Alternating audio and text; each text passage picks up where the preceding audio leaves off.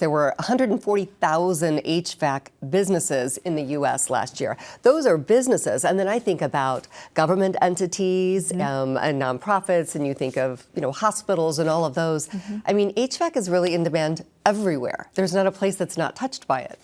That's right. HVAC really is in demand everywhere, and it's just one of several construction trades that are important to every industry and every homeowner in Arizona. So when we talk about training the workforce in HVAC, we really also are talking about training the workforce in all the other construction trades, electricians, carpenters, masons, that really cover the gamut.